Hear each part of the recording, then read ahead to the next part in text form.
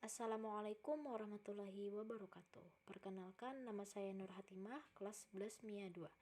Di sini saya akan menyampaikan materi penjelasan tentang proses-proses yang melibatkan organ reproduksi pria dan wanita, yaitu pada pria spermatogenesis dan wanita oogenesis. Istilah spermatogenesis dan oogenesis ini biasa disebut dengan gametogenesis. Tanda bahwa sistem reproduksi pada laki-laki telah matang adalah keluarnya air mani dari penis. Biasanya, air mani tersebut keluar pada saat anak laki-laki mengalami mimpi basah. Mimpi basah pada umumnya terjadi saat berumur antara 10-14 tahun. Nah, apakah sebenarnya air mani itu? Air mani merupakan campuran sel-sel sperma dengan getah-getah yang dikeluarkan oleh kelenjar reproduksi. Masih ingatkah kalian di mana terjadinya proses pembentukan sperma? Proses pembentukan sperma terjadi dalam testis. Tahukah kalian bagaimana proses pembentukan sperma yang terjadi di dalam testis? Nah, agar dapat kita memahaminya, simaklah penjelasan berikut ini beserta gambar dan video proses spermatogenesis. Proses pembentukan sperma disebut dengan spermatogenesis. Pembentukan sel sperma terjadi di dalam tubulus seminiferus. Kata tubulus berasal dari kata tubula yang artinya saluran. Sedangkan kata seminiferus berasal dari kata semen yang artinya sperma. Jadi tubulus seminiferus adalah saluran panjang yang berkelok-kelok tempat pembentukan sperma. Kumpulan tubulus inilah sebenarnya struktur yang membentuk testis. Proses pembentukan sperma pada saluran tersebut terjadi secara bertahap. Diawali dari sel induk sperma atau spermatogonium yang bersifat diploid atau 2N.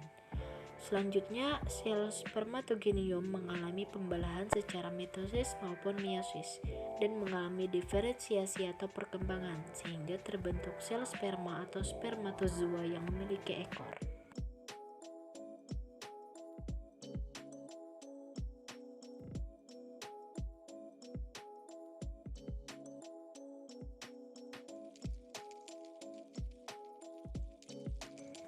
Selanjutnya adalah oogenesis.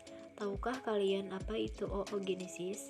Oogenesis merupakan proses pembentukan sel kelamin perempuan, yaitu sel telur atau ovum, dan terjadi di dalam organ yang disebut dengan ovarium. Berbeda dengan spermatogenesis yang dimulai ketika anak laki-laki mulai puber. Oogenesis dimulai sebelum anak perempuan lahir. Pada saat baru lahir, anak perempuan sudah memiliki bakal sel ovum atau sel primordial sebanyak 200.000 hingga 2 juta. Namun hanya sekitar 40.000 yang tersisa saat anak perempuan puber dan hanya 400 yang akan matang atau berkembang sempurna. Sel telur yang matang diovulasikan atau dikeluarkan dari ovarium selama siklus reproduksi perempuan.